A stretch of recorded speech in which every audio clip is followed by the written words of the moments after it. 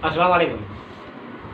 मैं मनसीडिंग में टूट बाबाला किसो ऐसा नो भलाई नसीब बाग अकुल मसरूर शाद आबाद पार्ट नंबर 31।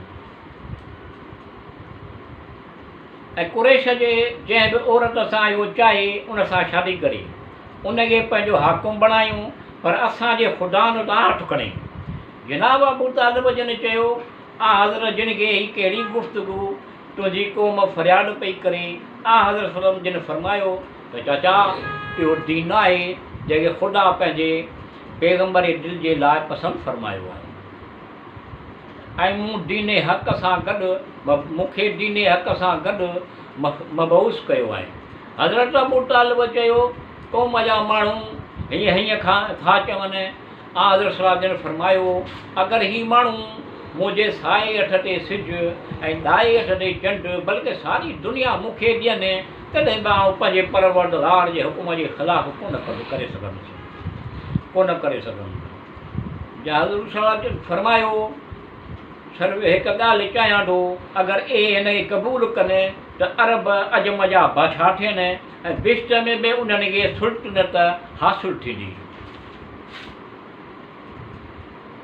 पुछियो आहे कहिड़ी? फरमायो, ए गवाही ॾियनि ऐं इक़रार कनि त ख़ुदा हिकु आहे ऐं सल्लल्लाहु अलैहि वसल्लम जन उनजो रसूल आहियां।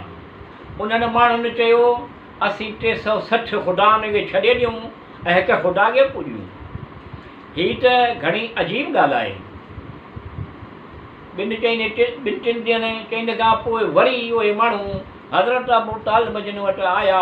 चयो, तव्हां बुज़ुर्ग आहियो ऐं असांजा सरदार आहियो, तव्हांजे भाइटीअ असांखे कयो आहे, असीं उनजे एवज़ तव्हांखे अम्मारा बिन वलीद ॾियूं था, जेको तमामु घणो ख़ूबसूरत आहे ऐं कुरैशन में सभिनी खां ज़्यादा नेक आहे।